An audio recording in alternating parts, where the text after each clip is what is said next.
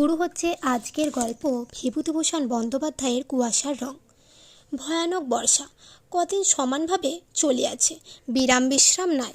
পুতুল মেসের বাসায় নিজের সিটটিতে বসিয়া বসিয়া বিরক্ত হইয়া উঠিয়াছে। কোথায় বা বাহির হইবে, যাইবার উপায় নাই কোনো দিকে। ছাদ ছুঁইয়া ঘরে জল পড়িতেছে। সকাল হইতে বিছানাটা একবার এদিকে একবার ওদিকে সরাইয়া আর কতক্ষণ পারা যায়। সন্ধ্যার সময় আরও জোর বর্ষা নামিল। চারিদিক অন্ধকার হইয়া উঠিল। বৃষ্টির জলের কুয়াশার ফাঁকে ফাঁকে গ্যাসের আলোগুলো রাস্তার ধারে ঝাপসা দেখাইতেছে। প্রতুল একটা বিড়ি ধরাইল। সকাল হইতে এক বান্ডিল বিড়ি উঠিয়া গিয়াছে। বসিয়া বসিয়া বিড়ি খাওয়া ছাড়া সময় কাটাইবার উপায় কই? সিগারেট কিনিবার পয়সা নাই। এই সময়টা সিগারেট খাইয়া কাটাইতে হইলে 2 বাক্স ক্যাভেন্ডার নেভিকেট সিগারেট লাগিত। প্রতুলের হঠাৎ মনে পড়িল এবেলা এখনও চা খাওয়া হয় নাই। মেসের চাকরকে ডাকিবার উদ্যোগ করিতেছে, এমন সময় দুয়ারেকে ঘা দিল। হয়তো হরিশ চাকরের মনে পড়িয়াছে তাহার ঘরে চা দেওয়ার হয় নাই।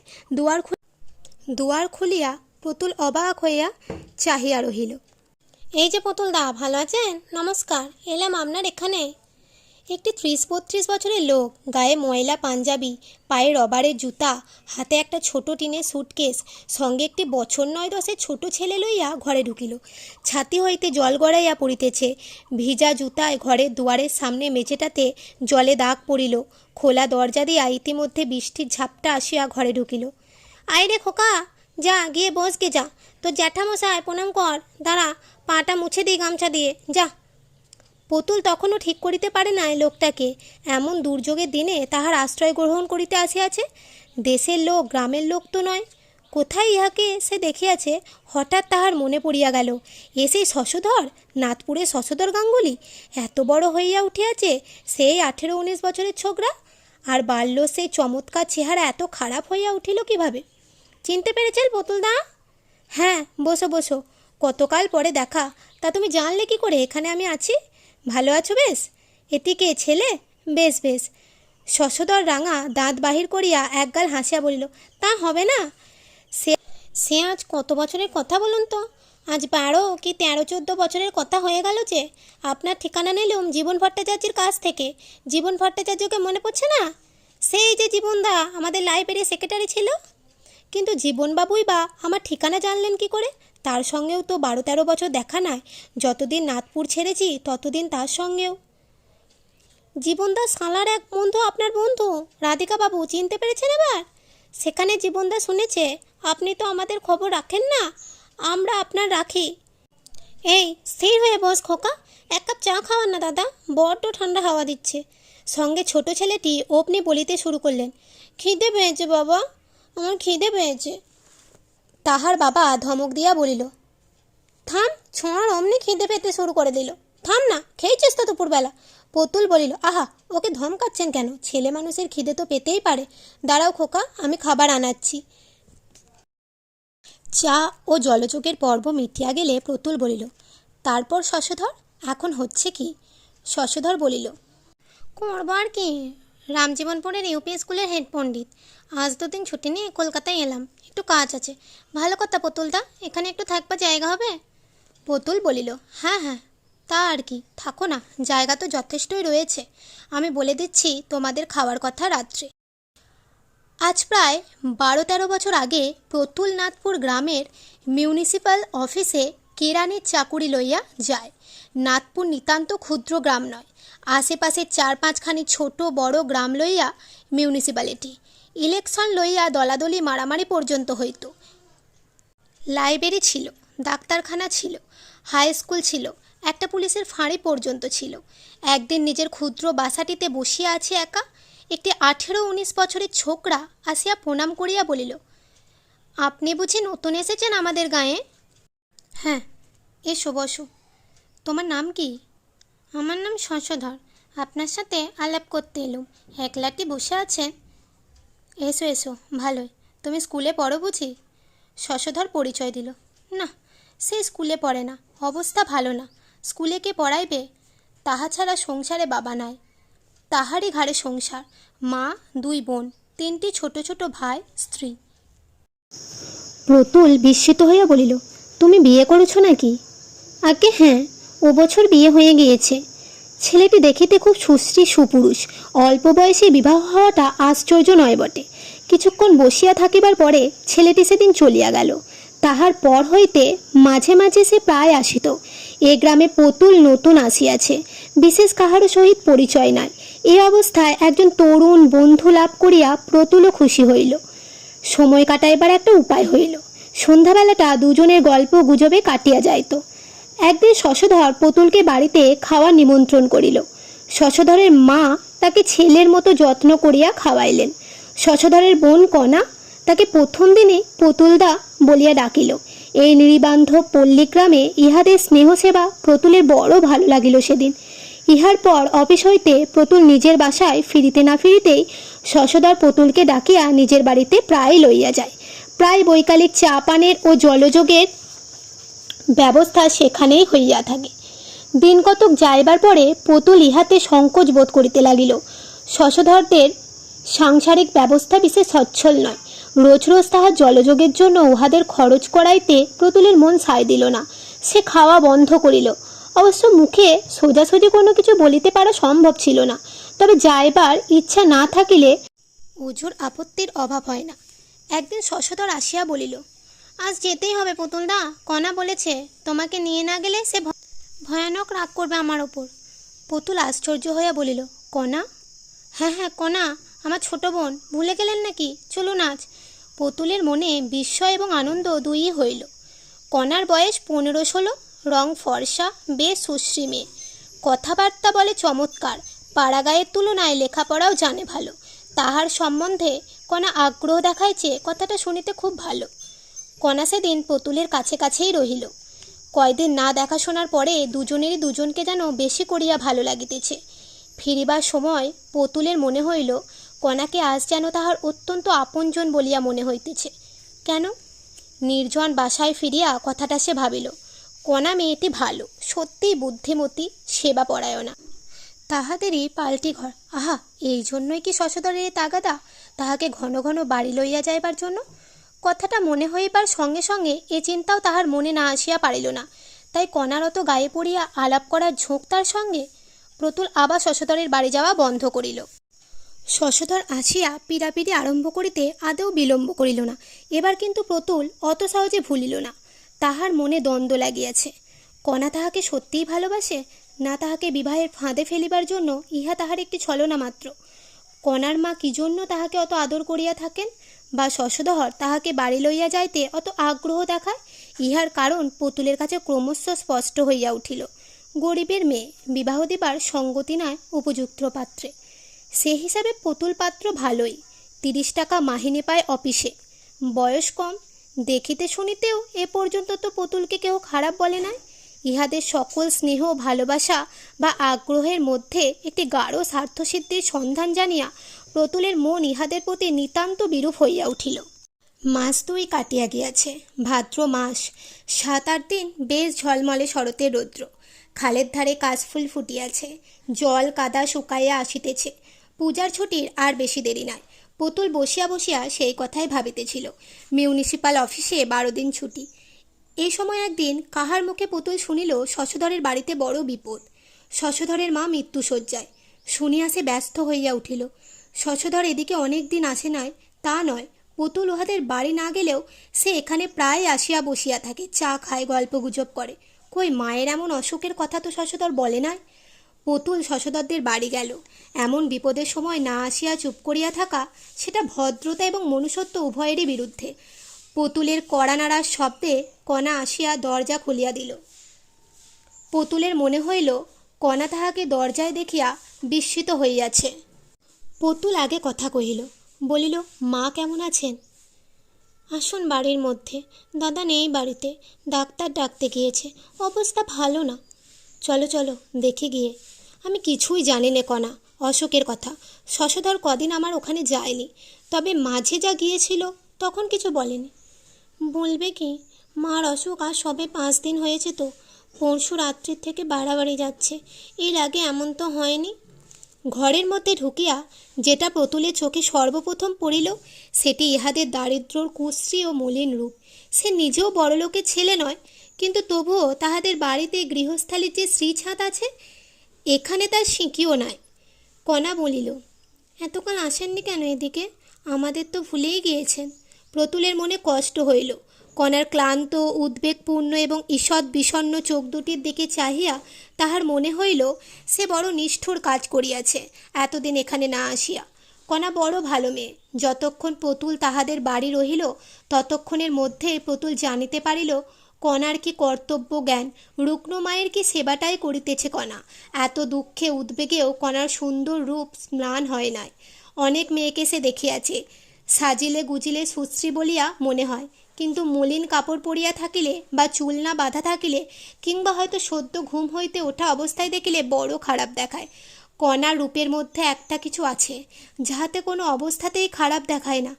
এত অনিয়ম, রাত্রি জাগরণ, উদ্বেগ, পরিশ্রমের মধ্যেও কণা তেমনই ফুটন্ত ফুলটির মতো তাজা, তেমনই লাবণ্য ওর সুকুমার মুখ। কণার সম্বন্ধে এই একটি মূল্যবান তথ্য আবিষ্কার করিয়া প্রতুল আনন্দিত বিস্মিত দুই হইল। ইহার পর প্রতুল কয়দিনই কণাদের বাড়ি নিয়মিত যাইতে লাগিল। রোগিণীর সেবায় সেও কণাকে সাহায্য করিত। স্টোভ জ্বালা, জল গরম করা, বিছানার চাদর বদলানোর সময় রোগিণীকে বিছানার এক পাশে সরানো, ডালিম বেদানার দানা ছাড়ানো। পঞ্চম দিনের প্রাতকালে কণার মা যখন ইহলোকের মায়া কাটাইয়া চলিয়া গেলেন, তখন সেই শোকস্তব্ধ পরিবারকে সে যথাযোগ্য সান্ত্বনা দিবার চেষ্টা করিতে লাগিল। দাহকার্যের খরচপত্র নিজ হইতে দিল, কারণ শশধর একেবারে কর্তব্য শূন্য। সেদিন নিজে শ্মশানে গিয়া শেষ পর্যন্ত রহিল। আবার সকলের সঙ্গে সেখান হইতে কণাদের বাড়ি ফিরিয়া আগুন তাপিল এবং নিমের পাতা দাঁতে কাটিল। কণা আজকাল প্রতুলের দিকেও বড় টানে। তাহার সুখ দুঃখ, সে রাত্রে ঘুমাইল কি না, তাহাকে চা ঠিক করে সময়ে দেওয়া হয় কি না, সেই সঙ্গে কিছু না হোক এক মুঠা মুড়ি বা তেল মাখিয়ে দেওয়া, এসব দিকে কণার সতর্ক দৃষ্টি। এত দুঃখ বিপদের মধ্যেও ইহাও প্রতুলের মনে বড় আনন্দ দিয়াছে কয়দিন। শ্রাদ্ধের আগের দিন প্রতুল শশধরকে নিজের মাহিনা হইতে 20টি টাকা দিয়া তাহাকে কি করিতে হইবে না হইবে পরামর্শ দিল। জিনিসপত্র ও লোকজন খাওয়ানোর ফর্দ করিল। সামান্য তিলকাঞ্চন শ্রাদ্ধ হইবে। শ্রাদ্ধের দিন 12টি ব্রাহ্মণ এবং নিয়মভঙ্গের দিন জনা 15 জ্ঞাতি কুটুম্ব খাইবে। এসব কথা কণাদের বাড়ি বসিয়া হইতেছিল। পরামর্শান্তে প্রতুলকে বসিয়া রাখিয়া শশধর কোথায় বাহির হইয়া গেল। প্রতুলের বসিয়া থাকিবার কারণ, সে এখনও বৈকালিক চা পান করে নাই। না খাইয়া গেলে কণা চটিয়া যাইবে। কণা চা লইয়া ঘরে ঢুকিল। প্রতুল কণার হাত হইতে পেয়ালেটি লইয়া বলিল, বসো কণা, কালকে সব জোগাড় করে রাখো। ফর্দ দিয়েছেন নবীন ভট্টাচার্যি। সন্ধ্যার পর একবার দেখে নিও সেখানা। শশধর কেনাকাটা করতে গিয়েছে, যদি কিছু বাদ পড়ে আনিয়ে নিও। আপনি টাকা দিলেন? আমি? হাম, তাই কত টাকা দিলেন? সে কথাই দরকার? সে এমন কিছু নয়। তাছাড়া ধার। শশধর আবার আমায়। দাদা আবার আপনাকে ছাড় দেবে। আপনাকে কথাটা বলবো ভেবেছি। কেন আপনি আমাদের পেছনে এমন খরচ করবেন? রোগের সময় টাকা দিয়েছেন, আবার কাজের সময় দেবেন। আপনি কি এমন 950 টাকা ব্যাংকে জমিয়েছেন শুনি? মাইনে তো পান 30টি টাকা।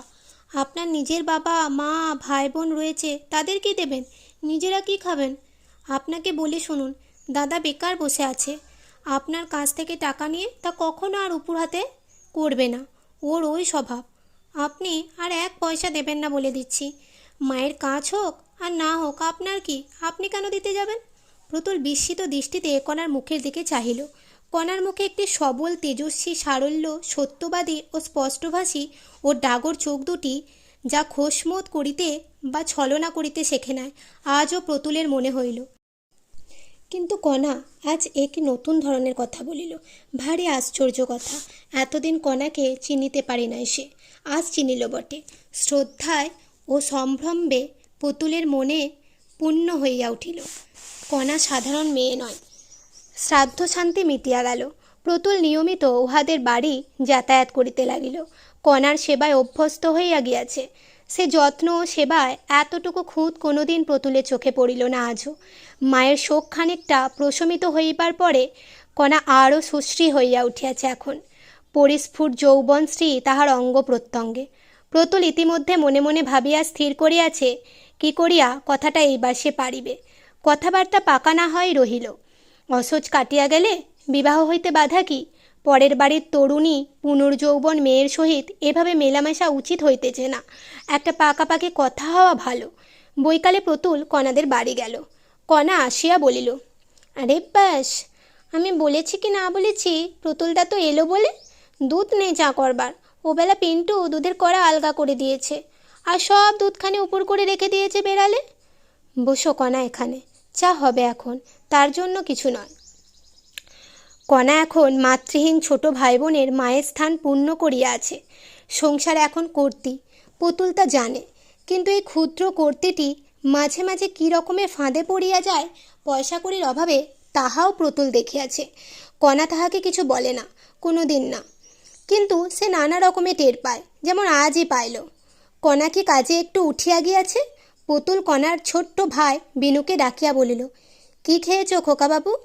ভাত খেয়েছি। এখন কি খেয়েছো? আর কিছু নেই, ভাত নেই, দিদি খায়নি। তখন সেখানে কণার ছোট বোন 11 বছরের পিন্টু আসিল। প্রতুল বলিল, কণা খায়নি কেন? পিন্টু বলিল, ভাত ছিল না, ও বেলার চাল ধার করে নিয়ে এলো দিদি, ওই সরকারের বাড়ি থেকে। দাদা কাল কোথায় গিয়েছে, আজও তো ফিরল না। মহেশ চক্রবর্তীর দোকানে টাকা পাবে বলে চাল ডাল দেয় না আজকাল। দিদি এখন কোথায় পাবে, কোন দিকে যাবে? প্রতুল অনেক কথা ভাবিল। কণা সংসার চালাইতে পারে না টাকার অভাবে। সে নিজে যদি বাহির হইতে 2-10 টাকা সাহায্য করে, সেটা যেন ভিক্ষা দেবার মতো দেখায়। সে টাকা হাত পাতিয়া লওয়া কণার গৌরব ক্ষুণ্ণ হয়। কণাকে সে অপমানের মধ্যে টানিয়া আনিতে তাহার মন ছাড়ে না। অথচ এরকম কষ্ট করিয়াই বা কণা কতদিন বাঁচিবে? সব দিকের মীমাংসা করিতে হইলে বিবাহের কথাটা পারিতে আর বিলম্ব করা উচিত নয়। আজই সে কণার সঙ্গে এ বিষয়ে একটা বোঝাপড়া করিবে আগে, তাহার পরে শশধরকে জানাইলে চলিবে। এখন শশধরটা মানুষ নয়, সে ইতিমধ্যে বেশ বুঝিয়া ফেলে আছে। কণা চা লইয়া ঘরে ঢুকিল, বলিল, একটু দেরি হয়ে গেল পুতুলদা, দুধ ছিল না, আনলাম রায় কাকাদের বাড়ি থেকে। দেখুন তো চাটা খেয়ে কেমন হয়েছে। প্রতুল বলিল, ব্যস্ত হয়ে ঘুরছো কোথায় কণা? বসো এখানে, কথা আছে। শীতকালের বিকেল। কণাদের বাড়ির চারপাশে বন জঙ্গলে বনমৌরি লতায় ফুল ফুটিয়াছে। বেশ একটা উগ্র সুগন্ধে অপরাহ্নের শীতল বাতাস ভরপুর। ভাঙা ইটের পাঁচিলের গায়ে রাঙা রোদ পড়িয়া কণাদের পুরনো পৈতৃক ভদ্রাসনের প্রাচীনত্ব দারিদ্র্য যেন আরও বাড়িয়া তুলিয়াছে। কণা বসিল। প্রতুলের মুখের দিকে আগ্রহের সহিত চাহিয়া বলিল, কি পুতুলদা? তোমাকে এই কথাটা বলি, কিছু মনে করো না কণা।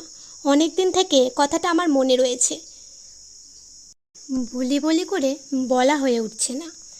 তুমি আমায় বিয়ে করবে কণা? আমি অত্যন্ত সৌভাগ্য বলে মনে করব যদি। কণা খানিকটা চুপ করিয়া রহিল। খানিকক্ষণ দুজনের কেউই কথা বলিল না। তারপরে কণা ধীরে ধীরে অনেকটা চাপা সুরে বলিল, সে হয় না প্রতুলদা। প্রতুল বিস্মিত হইল। কণার এ উত্তরে সম্পূর্ণ অপ্রত্যাশিত তাহার কাছে। বলিল, হয় না কণা? কণা মাটির দিকে চোখ রাখিয়া পূর্ববৎ নিম্ন সুরে বলিল, হয় না প্রতুলদা। কারণ আছে অবশ্যই, কিন্তু সে কথা বলবো না। বিয়ে হতে পারে না। কেন? কণা কি অন্য কোনো যুবককে ভালোবাসে? কই, আর কোনো যুবককে তো প্রতুল কোনোদিন উহাদের বাড়িতে যাওয়া আসা করিতে দেখে নাই। ব্যাপার কি? কারণটা জানতে পারলে বড় ভালো হতো কণা। খুব বেশি বাধা কিছু আছে কি? হ্যাঁ।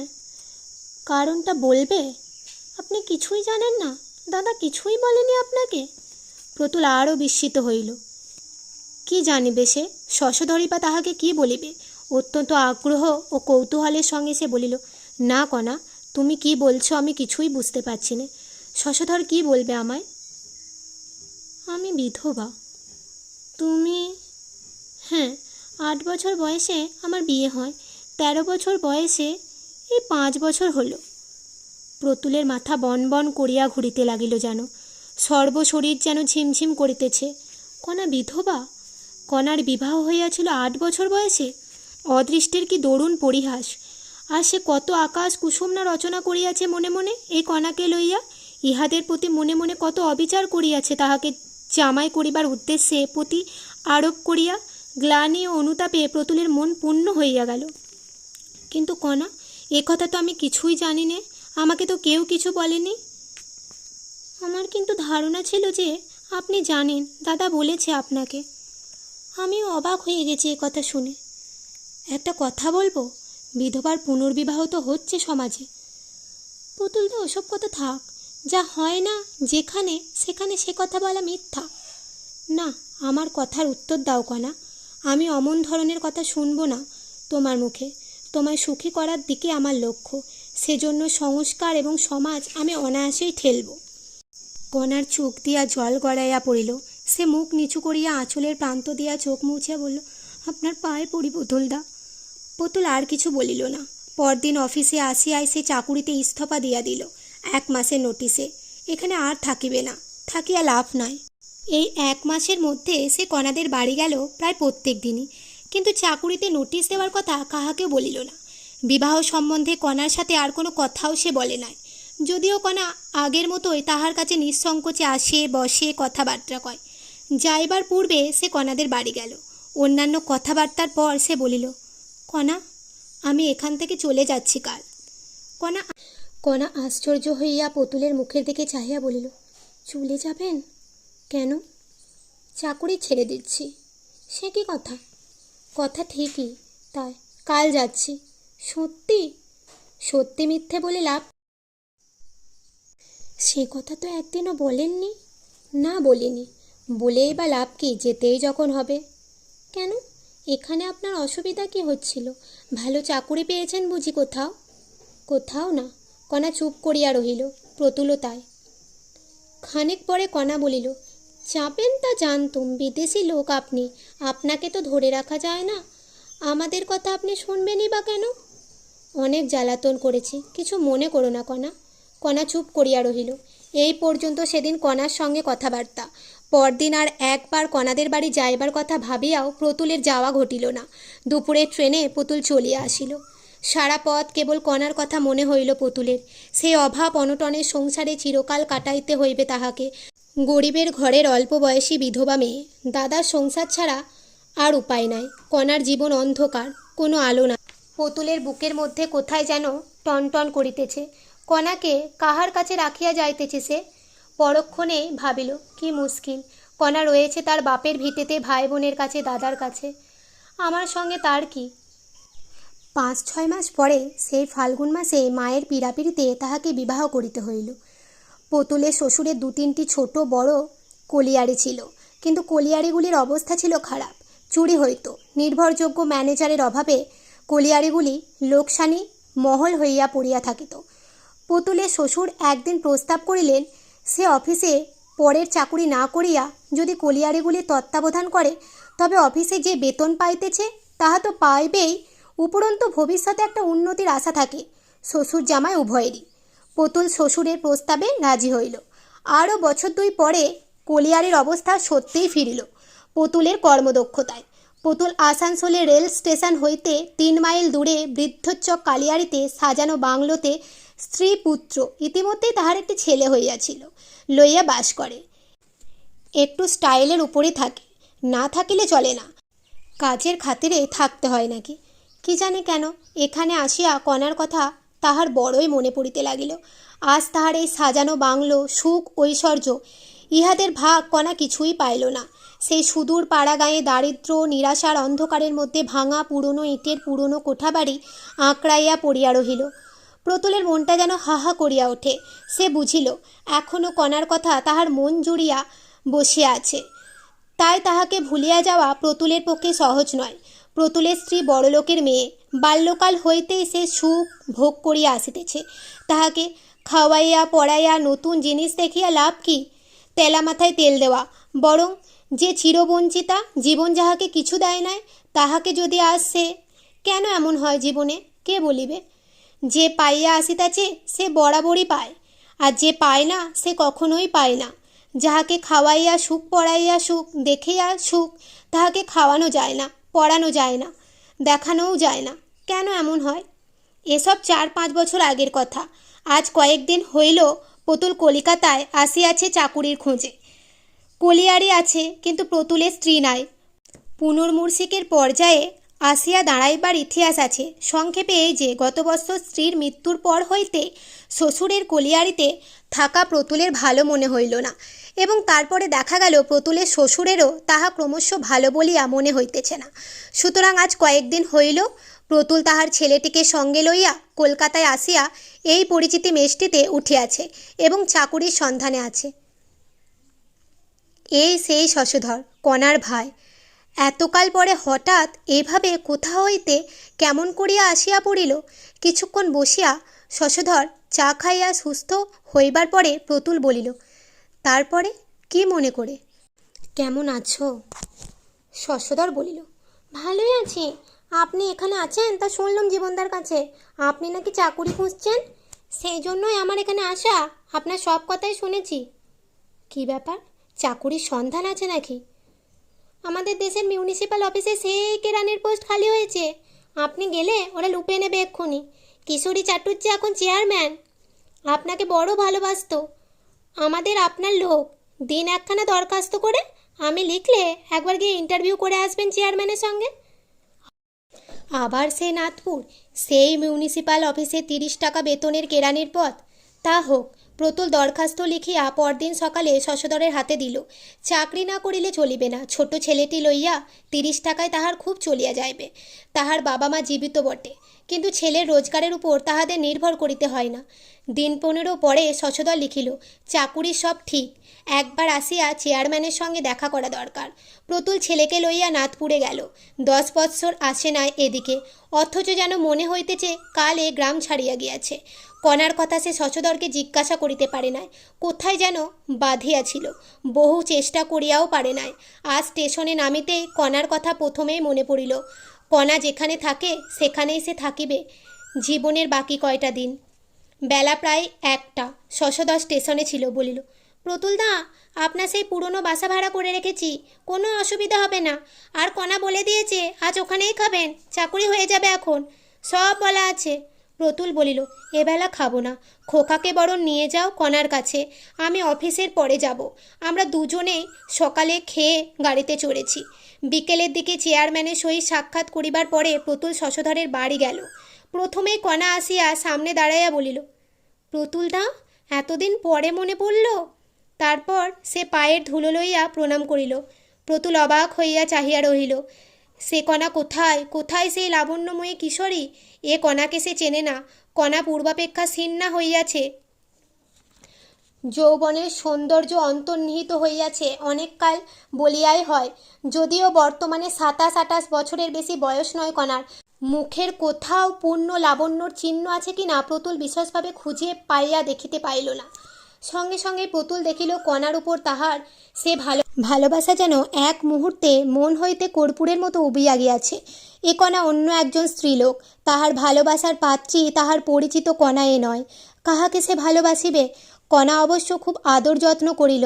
আহারাদির পরে প্রতুলকে পান আনিয়া দিয়া কণা বলিল, কতদিন আসেননি, অনেক কথা আছে আপনার সঙ্গে প্রতুলদা, বসুন, আমি আসছি। প্রতুল ভাবিতেছিল, ভাগ্যে কণার সঙ্গে তাহার বিবাহের সুবিধা বা যোগাযোগ হয় নাই। কি বাঁচিয়াই গিয়াছে সে, ভগবান বাঁচাইয়া দিয়াছে। উফ বলিয়া প্রতুল ছেলের হাত ধরিয়া উহাদের বাড়ি হইতে বাহির হইয়া হাঁপ ছাড়িয়া যেন বাঁচিল। পরদিন সকালে শশধরকে ডাকিয়া বলিল, না ভাই, ছেলেটার শরীর খারাপ হয়েছে কাল রাত্রে।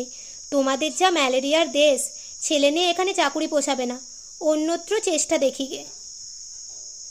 শেষ হলো কুয়াশার রং। যদি ভালো লেগে থাকে তাহলে এরকম গল্প পাঠ শুনতে অবশ্যই তোমরা খোলা চিঠি চ্যানেলটিকে সাবস্ক্রাইব করে পাশে থেকো।